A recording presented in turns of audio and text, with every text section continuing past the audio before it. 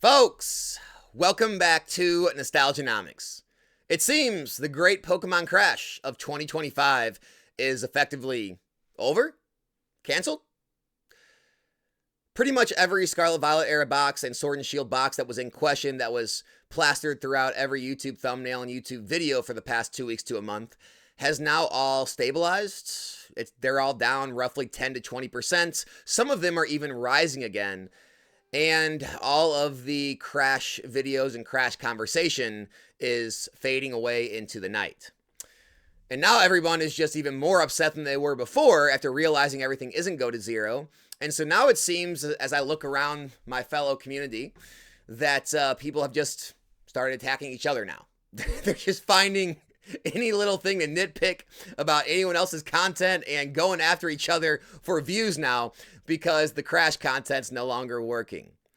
And as I look around at all this, I figured there was a lesson I could hopefully help instill in everyone when looking at what's happening in the Pokemon hobby and apply it to the real world. So let's talk about that. Has anything in life ever gotten cheaper? Has anything over an extended period of time ever gotten cheaper? Sure, stocks will correct, crypto will correct, real estate will correct, precious metals will correct, the hobby will correct. Sure, on short periods of time, you can definitely find what's called deals or buying at discounts, right? But over extended periods of time, what always happens? Things go up, right? It's one of the biggest things you hear about, especially in the US right now, all over the news, right? Everything's too expensive. Food's too expensive. College is too expensive. People aren't making enough money at their jobs to afford all these expensive things. And where's all the money going? Money's going where it always goes, to the rich and powerful. And surprise, surprise, they're only going to get richer and more powerful. And this has nothing to do with politics. It's not about the left. It's not about the right. There are very wealthy people on both sides. It all has to do with the golden rule. You know what the golden rule is? It's not what you think it is. Go back and watch Aladdin. Aladdin, the Disney cartoon movie. And listen to what Jafar tells Aladdin when they're out, going through the Cave of Wonders. He said, haven't you heard of the golden rule? Whoever has the gold makes the rules. Disney was onto something, guys. Because what happens is the people in power with all the money, they're able to effectively influence laws, right? They influence politicians, they lobby for them, and they make it to where, and they know all the laws because they pay the most expensive, accountants and attorneys to make sure they know the laws the best and how to work in their favor, and they keep all of their money. And then they and the government, leak some money down to all of us peons. And what do? We consume, baby. No matter how much we complain about something, no matter how hard we say it's a struggle, no matter how much we protest over something, we continue to go out. It's our fault, by the way. We continue to go out and buy the same products and same services. And all that money makes its way right back up to the top of the people who own those products and those services. And even the companies that don't technically sell direct to public, they're the ones that sell to the businesses and support the businesses that offer those products and those services. So it's really all interconnected. It's not a secret why the wealthy continue to get more wealthy, guys. They're the ones that own all the products and services that all of us continue to buy day in and day out every single day. All right. With that being said, think of other markets over time. Have precious artworks gotten cheaper over the years and more expensive, right? Why is it that, these luxury type goods and services you literally can't get? Go try to buy a brand new Bugatti. Go try to buy a brand new Rolex. Go try to buy these things. You can't. You can't. They're already wait lists. They're already sold out. You can't find any of this stuff. But apparently everyone's complaining everything's too expensive. You can't find anything. This brings us to Pokemon. Over time, the MSRP of these boxes will continue to rise, meaning the floor for these products will continue to rise. Meaning, even if there are boxes that are weak and not moving, they will begin to move just with age, with scarcity, and with the rising cost of everything. Not just that, it's rough for brand new people to the hobby, but everyone who's been in the hobby for any extended period of time at all of their net worth has risen. all of their products they own is all up. So now they're able to either trade for these newer items that are more expensive. They're able to sell off their items they have for profits to buy the newer items. And the show goes on. Now, this is rough for the newcomers, right? People call it, how do people enter into the hobby? It's rough for them. And I agree, it is. But it's the same way right now in the real world, right? How do kids get through high school, get through college, and enter into the real world? It's harder than ever, right? Definitely. People are doing it. People are finding a way.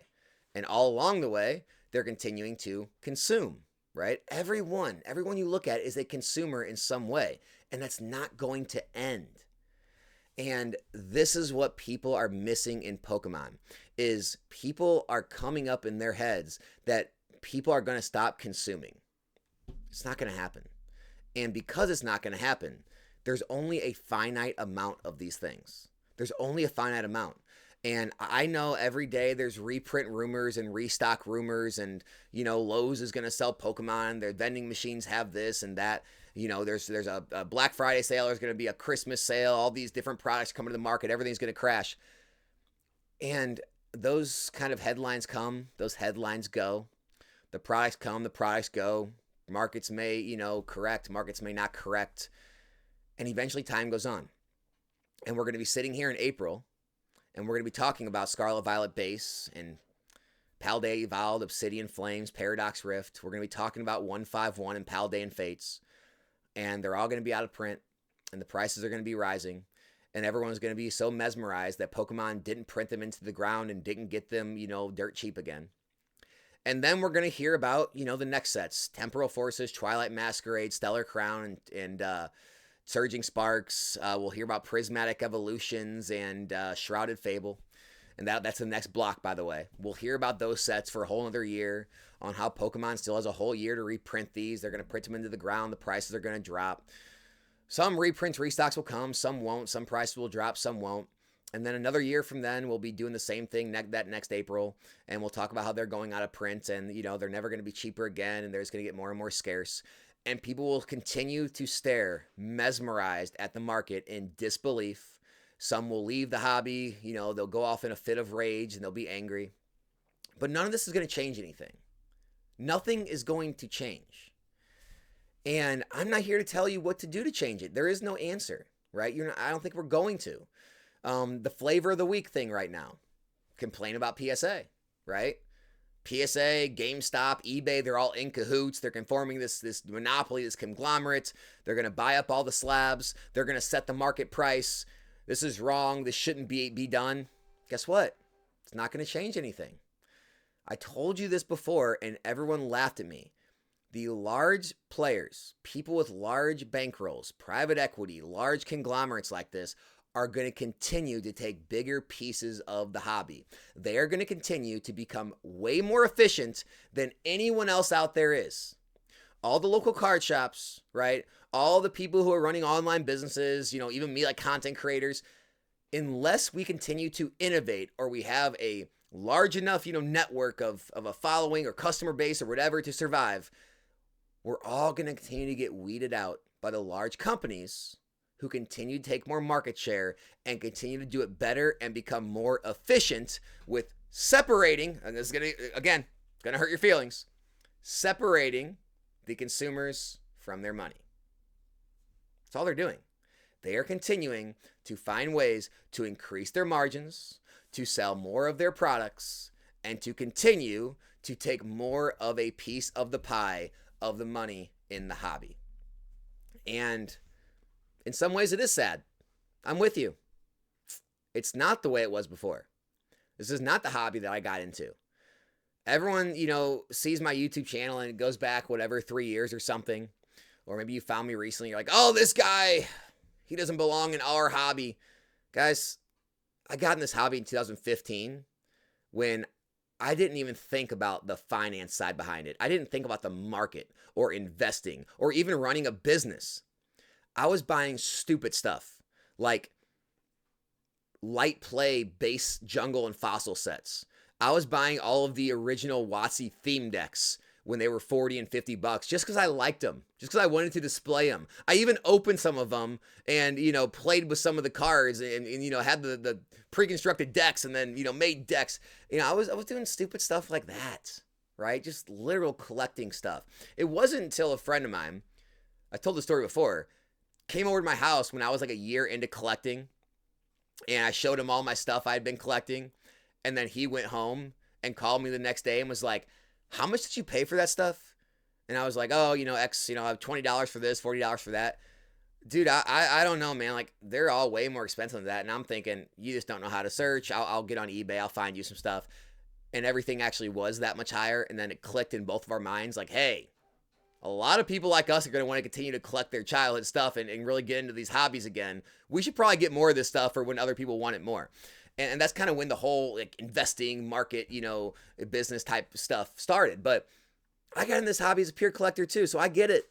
It was cool. It was cool and everything was cheap and you could buy whatever you wanted. The only problem is everybody wants what we all want. That's what we're all doing here. That's why we're all here. All of us want the same stuff. All of our dollars are fighting for the same stuff. If it wasn't, things would be cheap. Things would be cheap. And I just don't see a world where that isn't a thing anymore. I don't know if you guys seen some of the articles coming out, but Dana White, an actual billionaire, is now opening mass amounts of sports cards, putting bounties out for Tom Brady rookie cards, giving away trips to UFC events and things. Obviously Tom Brady, speaking of Tom Brady, is opening up his slew of card stores. You have the guy at Cards HQ, Jeff Wilson. He's getting private equity to, expand his card shop empire all across the country. It's only getting bigger. And a lot of the big guys right now, again, like Dana, like Kevin O'Leary, Jeff Wilson, they're all sports card guys. However, everyone in their 20s and 30s, maybe 40s, somewhere around my age, once we continue to progress up the ladder and all of us become, multimillionaires, billionaires, and the people in charge of all these companies grew up in our generation, we're probably going to be collecting the stuff we grew up with, the video games, the Pokemon cards. It'll probably be less about all the things that are more valuable now. And this is what people fail to understand. And so, yeah, it is harder to get involved now than it was back then.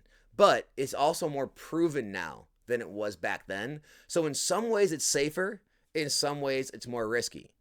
And I know some people say, Alex, it's all going to collapse one day. You know what?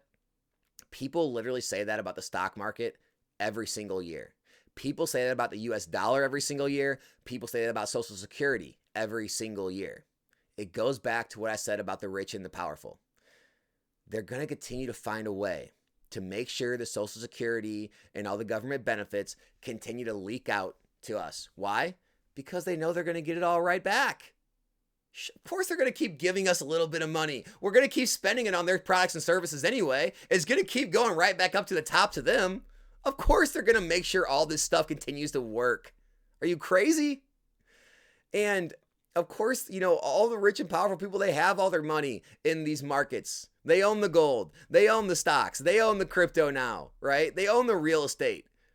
Yeah, there's going to be times of turbulation when things drop just so all those people with the cash can buy up more of it, and then it's going to go right back up.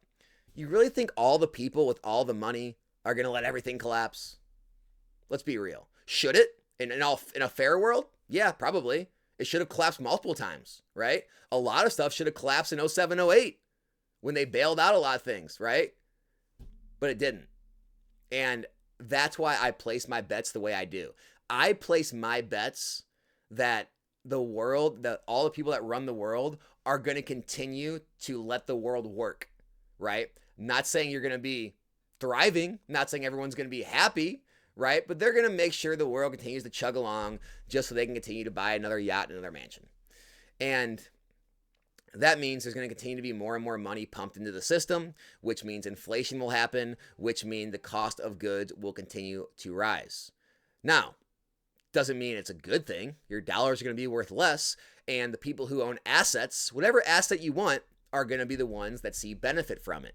And if you believe in assets like this, like Pokemon, well then, in a lot of ways, it's going to be more valuable than the dollar, because the dollar is going to be less valuable items like this are going to be more valuable. Now, you may not believe in Pokemon, so you throw your money in the stock market. You throw your money in cryptocurrencies. You buy real estate. You buy gold. It doesn't matter what you buy, but assets are what you want.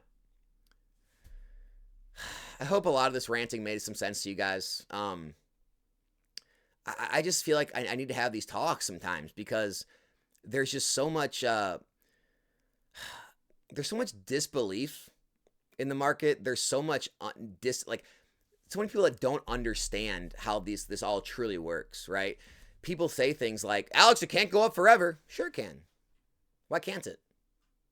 Has anything in life not gone up forever?